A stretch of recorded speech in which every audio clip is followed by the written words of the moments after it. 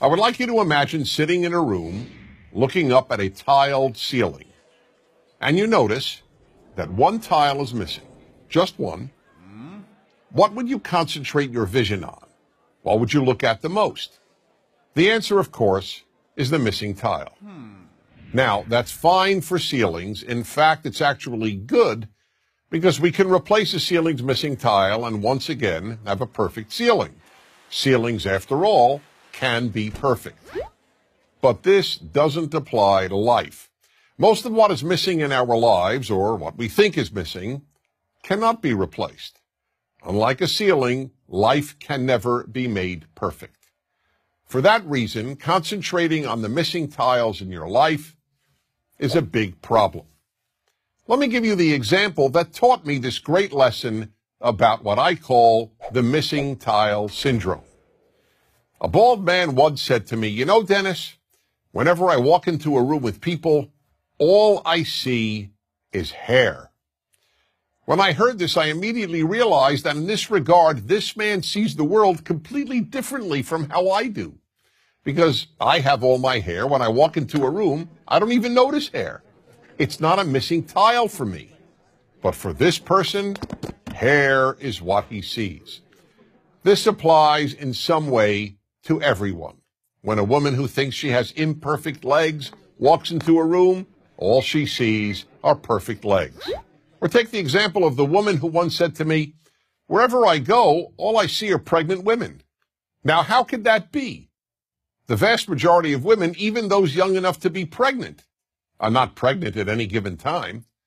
But that was all she saw because she wanted to get pregnant and wasn't able to.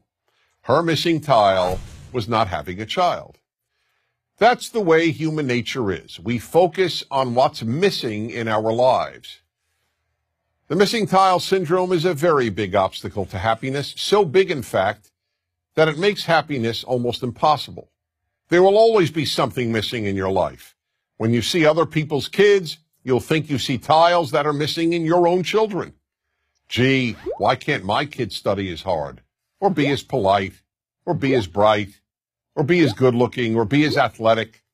The same holds true regarding our spouses, our work, our looks.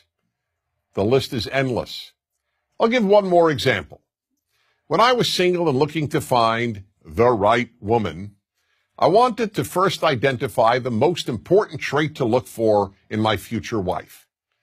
So after almost every date, I would call my best friend Joseph and announce, "Joseph, tonight I identified the most important trait in a woman." And he would always say, "Okay, Dennis, what is it?" And then patiently listen. One night I would tell him that it was intelligence, another night that it was looks, another night personality, and on yet another night kindness.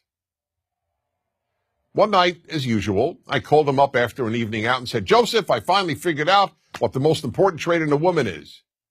But this time he didn't say, "Okay, Dennis, what is it?" Instead he said, "Don't tell me, I'll tell you." Perplexed, I asked, "How do you know? You don't even know the woman I went out with." "It doesn't matter," he said. "Whatever trait tonight's woman was missing, that's the one you decided is the most important trait in a woman." I could say nothing. He was right. Whatever that night's date was missing is what I would declare the most important trait in a woman. I hadn't yet come up with the term missing tile syndrome, but that is exactly what I was suffering from. That's the way we play tricks on ourselves and undermine our happiness, by concentrating on the missing tiles every one of us has. So we really have a simple choice. Do we focus on the rest of the ceiling, on all the tiles we do have, or do we focus on the ones we're missing? To a large extent, the answer to that question will determine how happy you will be. I'm Dennis Prager.